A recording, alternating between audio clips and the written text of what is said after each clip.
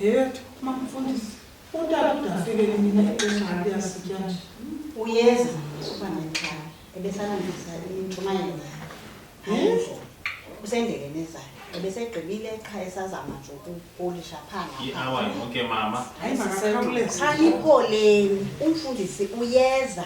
Yaye nizawumva indlela asishumayela ngayo. Utsho ibhongo. Uthi kuzawuthuthu. Inyaka yobhedu yosendeso. Inyaka yobhedu yosendeso. Inyaka yobhedu yosendeso. Ingathani iqondi inyaka yobhedu. Inyaka yobhedu. Ungavula ngoku incwadi ezitshilelo ujonge phaa isahluko ngo-150 ujonge ivesi ngo-45 uzawuvapho uyesu imhlaka kathixo ndedebe enkulu kwethiapha yadliwa yile nyoka yomthuneliniva wandibheketala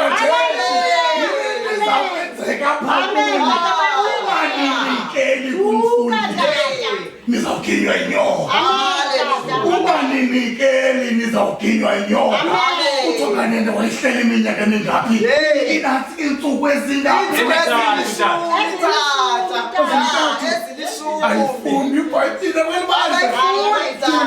Iintsuku ezilishumi ehlele embilini wenyoka.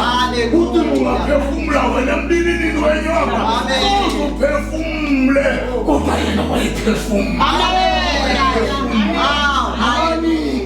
Uba niyakhupha umnikelo, nikhupha umnikelo uze kumfundisi. Ithani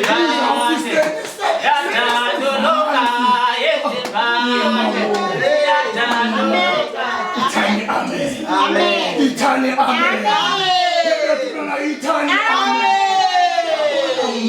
Umntwana omona ndivete mbone. Ithani amen.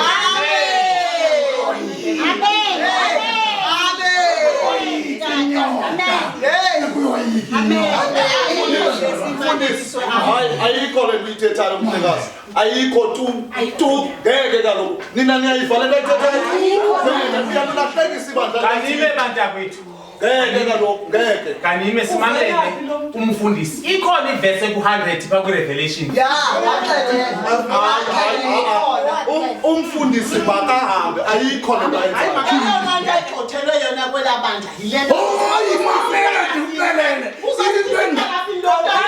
Ngayigxothelwa phaa kwelabandla wazaba umdikoni unomona ngoba